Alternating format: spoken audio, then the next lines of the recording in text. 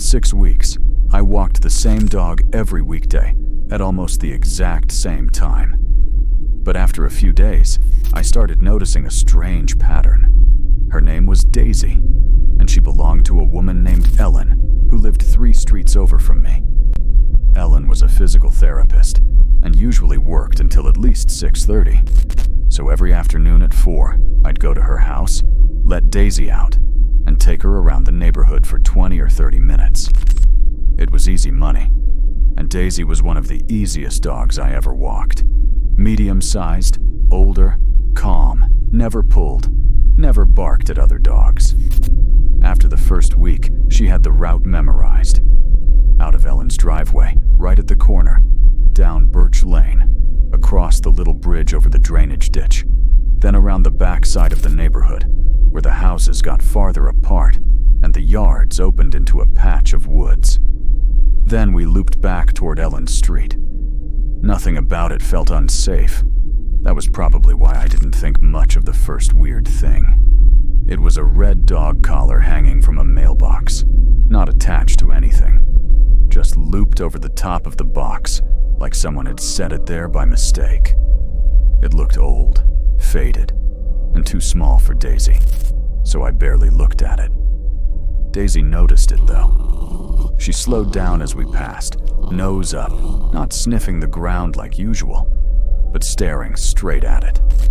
I tugged lightly on the leash, and she kept moving. The next day, the red collar was gone. I forgot about it until 2 days later, when I saw it again. This time, it was hanging from the chain-link fence by the bridge. Same collar, same faded red, same cheap silver buckle. That got my attention, but not enough to scare me. People leave weird things around neighborhoods all the time. Kids move junk from one place to another. Dogs drag stuff out of garages. It could have been anything. But Daisy reacted the same way again. She slowed down before we reached the fence and kept looking at the collar instead of walking past it. Once we got around the corner and it was out of sight, she went back to normal immediately. By the next afternoon, it was gone again. A few days passed without anything else happening.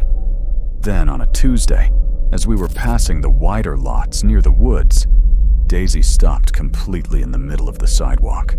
Not a normal stop either. She planted all 4 feet and stared across the street toward a white house with a detached garage. I knew the house because I passed it every day. The people there mostly kept to themselves. I had only ever seen an older man mowing the lawn once or twice. This time, the driveway was empty. The garage door was shut. Nothing moved in the yard. Still, Daisy wouldn't move. I bent a little, looked where she was looking, and saw the red collar again. It was hanging from the doorknob of the detached garage. Now it had my attention. I did not let Daisy stand there long. I led her on, and once we passed the house, she relaxed again. That evening, I told my mom about it over dinner, mostly as a weird story about how Daisy kept noticing the same collar. My mom shrugged and said maybe someone in the neighborhood had lost a dog and was using the collar somehow to see if another dog would react to the scent. That sounded reasonable. But then, the notes started. The first one was tied loosely to Ellen's gate latch. I only noticed it because I reached for the latch and felt paper brush my fingers. It was a torn piece of notebook paper folded once over the metal. No name on the outside. Nothing. I opened it. It said, "She always turns left first." For a second, I just stood there at the gate reading it over again. Then I looked around the yard. Nothing. No one by the sidewalk. No parked car outside. No movement at any of the neighboring houses. I threw the note away and did not mention it to Ellen, because I had no idea how to explain it without sounding ridiculous.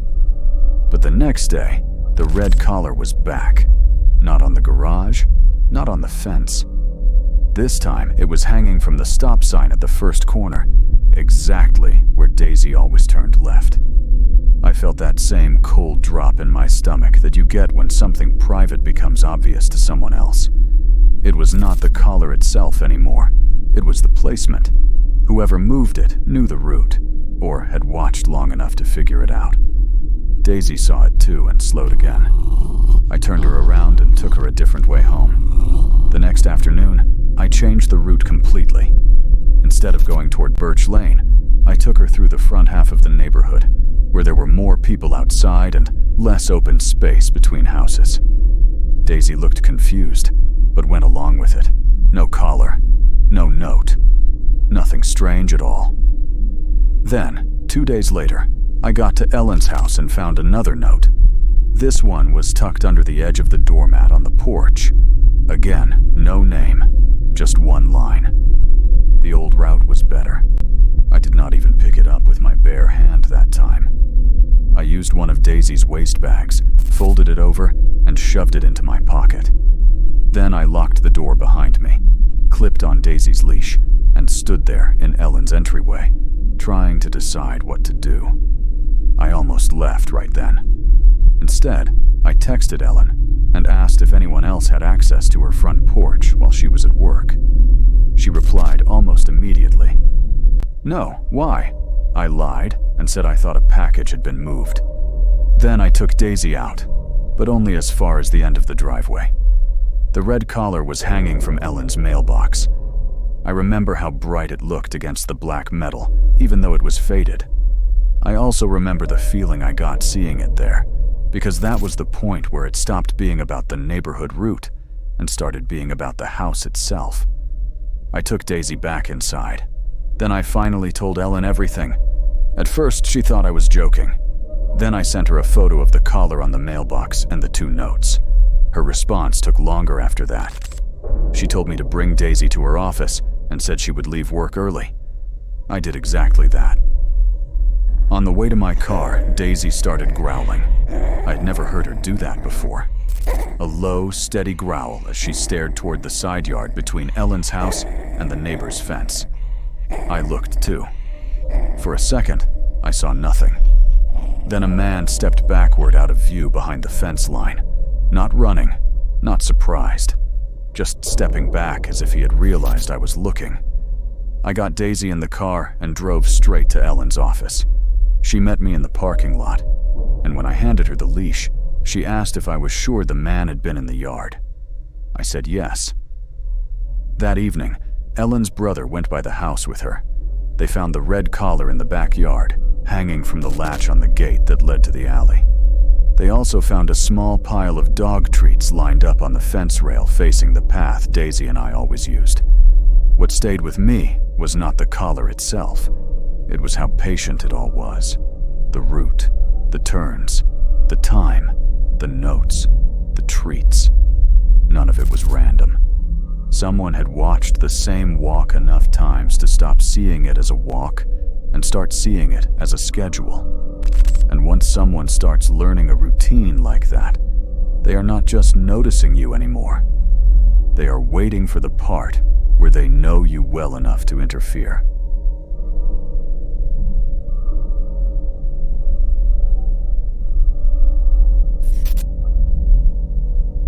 For almost a month, I walked the same dog at the exact same time every afternoon.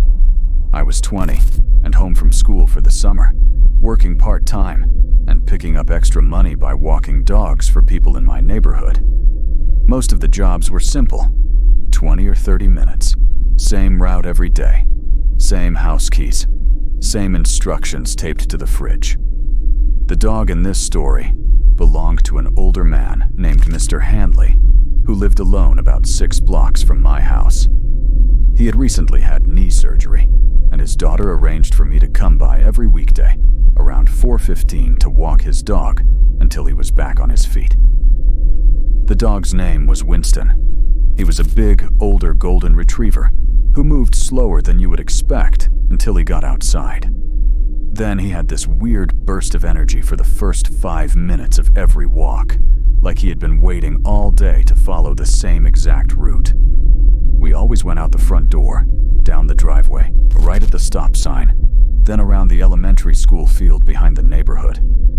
If I ever tried to change the route, even a little, Winston would stop and look back at me like I was the one doing something wrong. The first time I saw her, I thought she was just another neighbor. It was my 4th day walking Winston. We were passing the school field when a woman stepped off the sidewalk ahead of us and stopped. She was maybe in her 40s, wearing jeans, a gray zip-up jacket, and sunglasses, even though the sun was already dropping behind the houses. She looked at Winston and smiled immediately. "Oh my God," she said. "That's him." I slowed down, mostly because Winston slowed down too. The woman crouched slightly and held out one hand, but not close enough to touch him. "Buddy," she said softly. "Buddy, is that really you?" Winston just stood there beside me. He did not bark. He also didn't go toward her. I asked if she knew him.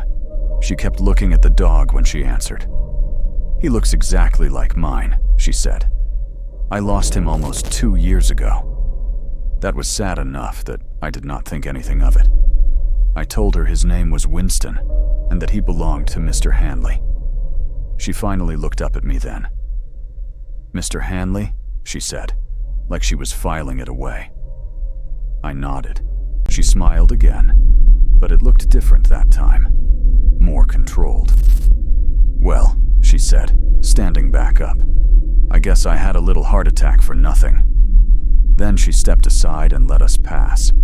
I forgot about it until 2 days later, when I saw her again. This time, she was farther down the route near the side entrance to the field.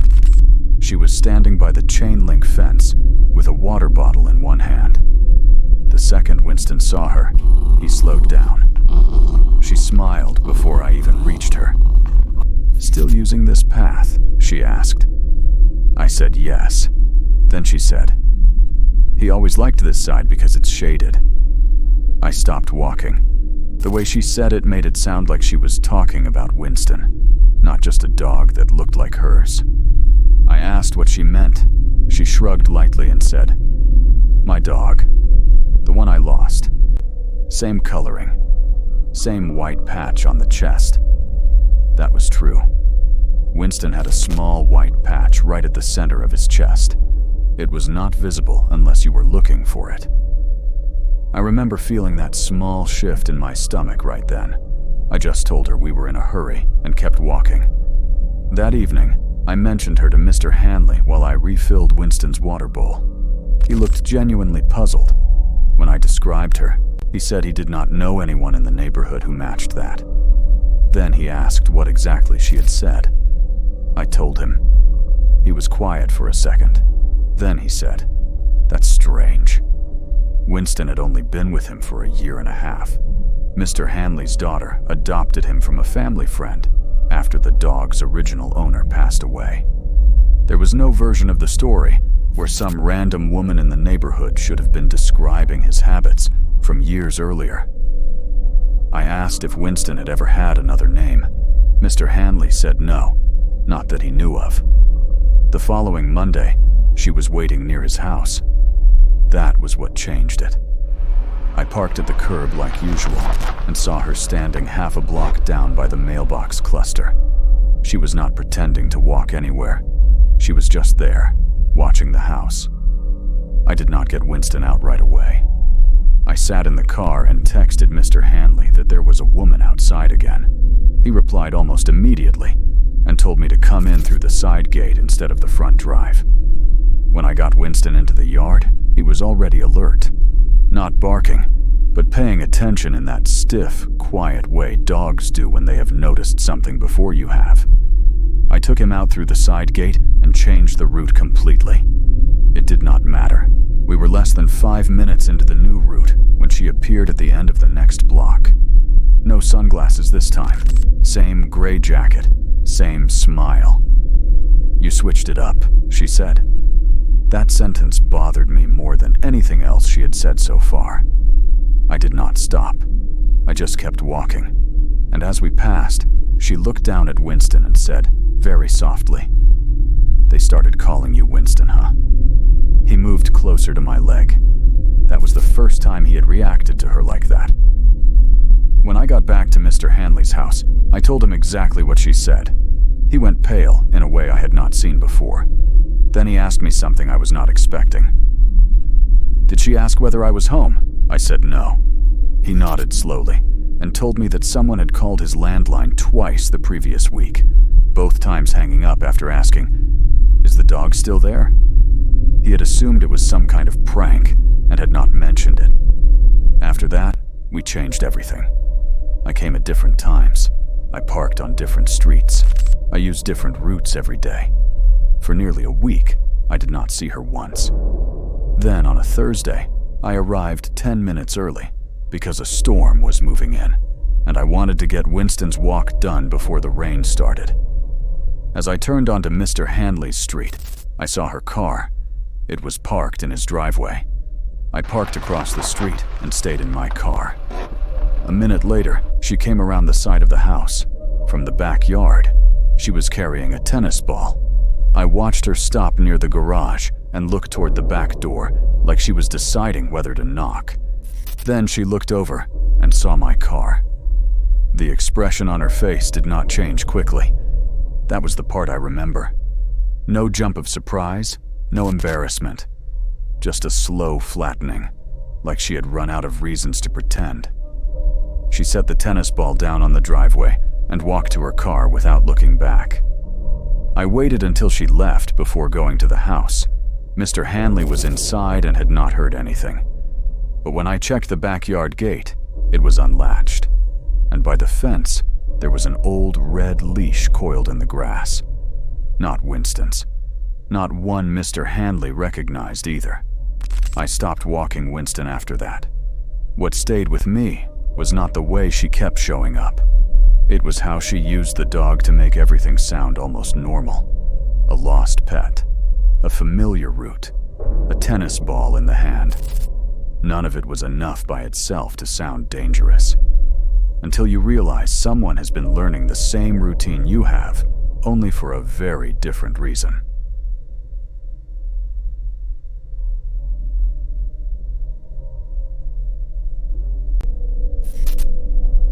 The strangest dog walking job I ever had lasted a little less than 3 weeks.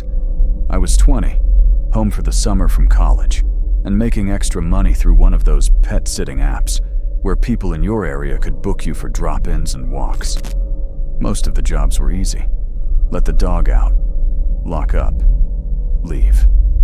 This one sounded even easier because the dog was older and only needed one walk in the evening. His name was Cooper. He belonged to a couple who lived in a newer subdivision on the far side of town, in one of those neighborhoods built around a retention pond and a line of woods that had not been cleared yet. The wife worked nights at the hospital, and the husband drove for a freight company, so there was a 2-hour stretch every evening when nobody was home. My job was to show up at 7:30, take Cooper out for 20 minutes, give him his medication treat, and leave. The route was simple because they had written it out for me the first day. Out the front door, left at the mailbox cluster, straight along the sidewalk behind the pond, then back along a gravel access road behind the last row of houses. The access road was technically for maintenance trucks, but people used it as a walking path all the time because it was quieter than the street. The first week was completely normal. Cooper knew the route better than I did by the third day. Once we turned at the mailbox cluster, he would drift automatically toward the pond and then cut back to the access road without me guiding him. The first thing that felt off was a truck. It was parked on the access road the second Friday. Just a white pickup backed in near the tree line with the lights off.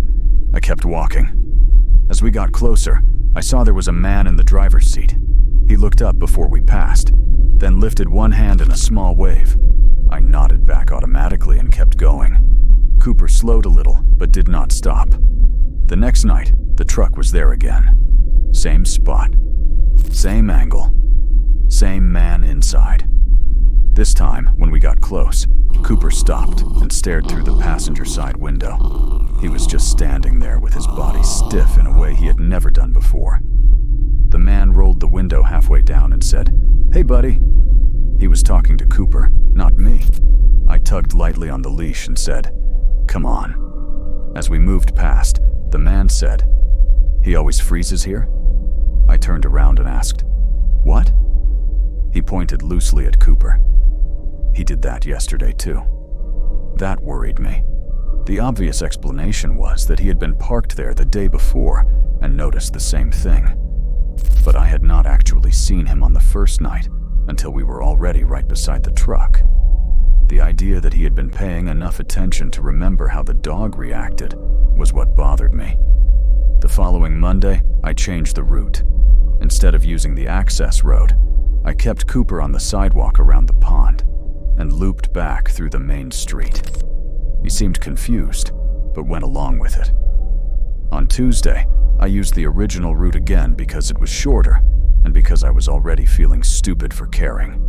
The truck was back, not by the tree line, but farther down the access road near the break in the fence, where it opened toward the drainage ditch. Cooper saw it before I did. He slowed, then pulled slightly toward the opposite side of the gravel path. As we passed, the man leaned across the cab and said, "You were late yesterday." I stopped walking. He smiled a little and added, "Or you went another way." I did not answer. I just kept moving, but my heart was pounding a lot harder than it should have. That night, I mentioned him to the owners when the husband got back early. At first he shrugged it off and said it was probably one of the city guys checking the drainage area. Then I described the truck and the man and the way he kept talking like he expected to see us. That made him pause. He asked exactly where on the access road the truck had been parked. I told him. Then he said there were no city crews scheduled back there because the drainage ditch work had finished in the spring. The next evening, I arrived 5 minutes early. Cooper was already waiting at the door with that old dog excitement, tail going hard enough to hit the wall. I clipped on the leash, took him out, and decided before we even reached the mailbox cluster that I would not use the access road. Cooper had other plans. Halfway around the pond, he suddenly pulled harder than he ever had before and cut toward a narrow break in the hedge between two houses. It led to the access road by a gap in the fence I had not noticed before. By the time I got through after him, he was already standing in the gravel looking straight ahead. The truck was there, only this time it was empty. Driver's door shut, engine off, no one inside. Cooper would not move. Then I heard a voice behind me say, "I figured he'd take the shortcut eventually." I turned so fast that the leash burned in my hand. The man was standing by the fence gap, close enough that he must have been behind us while we came through. He had no dog, no tools, nothing that explained why he was there. Just jeans, a gray t-shirt, and the same relaxed expression he had worn from the truck. I said, "Stay away from us." He held up both hands immediately, but he stayed where he was. "I'm not doing anything," he said. Then he added, "He remembers me, that's all." That was the first time real fear hit me. I backed away without turning my back on him, pulling Cooper with me, until we were through the hedge again and on the sidewalk. The man did not follow. When I got back to the house, I told the husband everything. This time, he did not try to explain it away. He went straight to a drawer in the kitchen, took out an old framed photo and showed it to me. The man in the picture was younger, but it was him, standing in a backyard with a younger black dog beside him, Cooper's litter mate. The husband explained in pieces because he looked as unsettled by it as I felt. Before they adopted Cooper, his previous owner had lost both dogs in a divorce. One went with the ex-wife. The other, Cooper, was eventually rehomed through a rescue after a custody mess and a neglect complaint. The man from the truck was the ex-husband. He knew exactly which dog had ended up here, and apparently, he knew exactly when the dog got walked. I never took that job again after that night. What stayed with me was not that he had parked on the access road. It was how patient he had been. Long enough to notice the route. Long enough to learn the time. Long enough to know that if he waited in the same place often enough, eventually the dog would lead me to the one shortcut I did not even know was there.